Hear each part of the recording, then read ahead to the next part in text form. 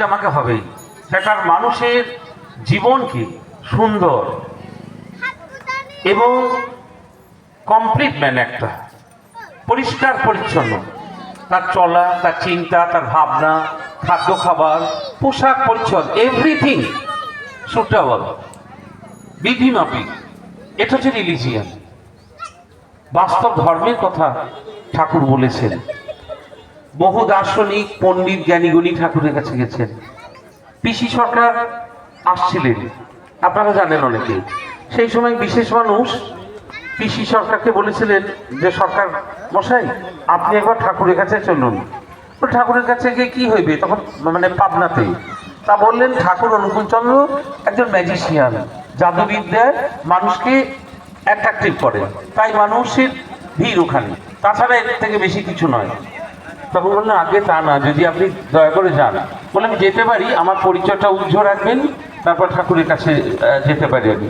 তিনি আসছিলেন, ঠাকুর হুকো খাচ্ছিলেন সেই সময়। ঠাকুরকে প্রণাম করে যেই দাঁড়ালেন, ঠাকুর হুকো খাচ্ছেন আর পিসি সরকারের মুখ দিয়ে ধোঁয়া বার হচ্ছে। মানে জাদুকর এসে দেখলো গ্রেট ম্যাজিশিয়ান, সায়েন্টিস্ট এসে দেখলেন গ্রেট সায়েন্টিস্ট।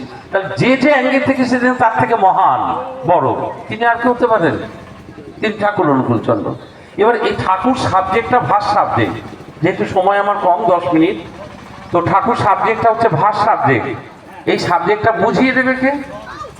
আর ফিজিক্স নিয়ে পড়বো, ফিজিক্স বই দিলেই ফিজিক্সটা পড়ে নেবো, ম্যাথ অনার্স নেবো, তো ম্যাথটা বইটা দিলেই আমি বাড়িতে ভালো রেজাল্ট করে ফেলবো।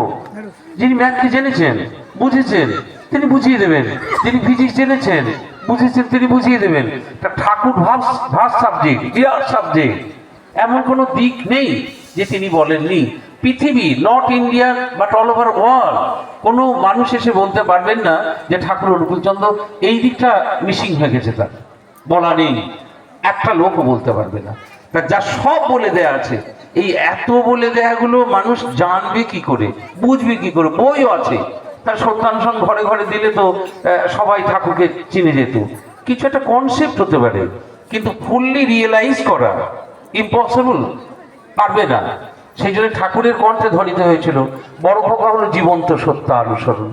সত্যানুসরণে যা কিছু বলা, তিনি তার নিজের জীবনে সেটা পরিপালন করে দেখিয়ে দিয়েছিলেন। সেই জন্য সংঘ সান্নিধ্য হচ্ছে আচার্য, আচার্যের ভিতরে পূর্ণ লীলা। আচার্যদেব সেগুলি মেনে চলেন, তাই অগণিত মানুষ, পৃথিবীর বিভিন্ন প্রান্তের মানুষ তাকে মানেন। এটা আমি আমার জীবনে দেখেছি, পূজ্যপাদ দাদাকে দেখেছি। একবার আমি আমার